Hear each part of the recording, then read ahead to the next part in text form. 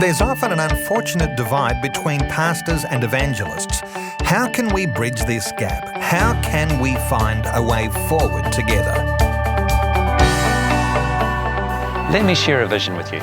Right now, I'd estimate that only 1 in every 50 churches have a group of evangelists who are active. But I know from experience that nearly every church has people who have a deep desire to share the gospel with others. What if we could get evangelism groups started in hundreds of churches? Just imagine what we could achieve. But this isn't going to happen until we sort out this tension that exists between many pastors and evangelists. The issue is very real, but there are pastors and evangelists who have overcome it, and I've asked them for some of their insights. I feel sad that there have been evangelists that have lacked the maturity and grace to be a blessing to their churches.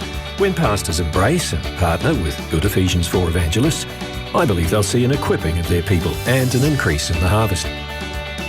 We need evangelists, like really and desperately need. The church is not good at the Great Commission, and we need evangelists to help mobilise the everyday Christian.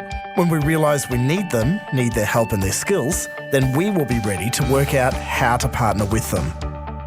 As pastors, I believe we must embrace true equipping evangelists within the local church to train and mentor the body. If they are embraced more in churches, churches will grow not only numerically, but in maturity and confidence. I recently spoke with a successful businessman who said that his key employees, his go-getters, are often a pain in the butt, but they get results. If you want your business to be mediocre, he said, then play it safe. Stick with people that are easy to control. Then he said to me that in the same way, some pastors are not utilising a great resource. They're evangelists because they can be a bit hard to handle. Evangelists are a gift to the local church. Not everyone has the boldness or desire to share the gospel with people they don't know. And evangelism is one of the hardest areas to lead and get results. Those with an evangelistic passion could help. The question is, how can a pastor get an evangelist in the church on site in a way that's helpful? I know evangelists can be hard to work with, but it's worth the effort because it's about connecting people with God. As evangelists, one of the challenges that we face is in feeling the urgency of reaching out, we can lose patience with others or become pushy or judgmental. This doesn't help our cause. We need to learn how to channel the zeal in a way that is helpful and healthy as a part of the local church. It takes humility to work under our church leadership. Pastors know the people best, and if our goal is to help equip others, then your pastor is the best person to talk with about the most appropriate way forward. Get connected.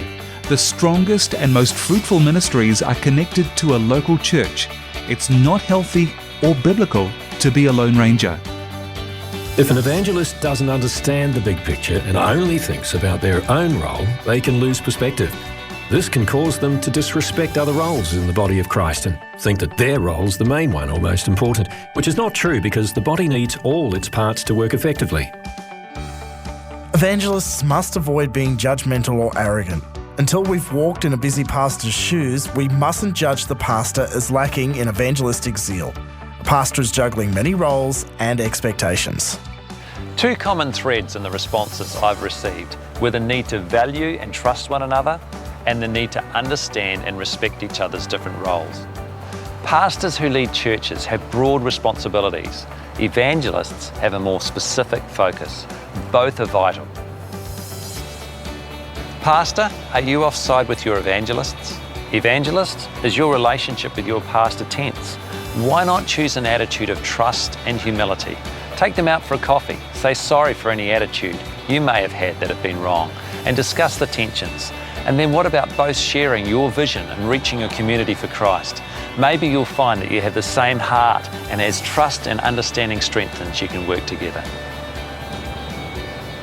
Next session, we're going to look at how to establish an evangelism team in your church. But before then, if this session has highlighted the need for reconciliation for you, why not begin to do something about it this week? Is there someone that you need to arrange a coffee with?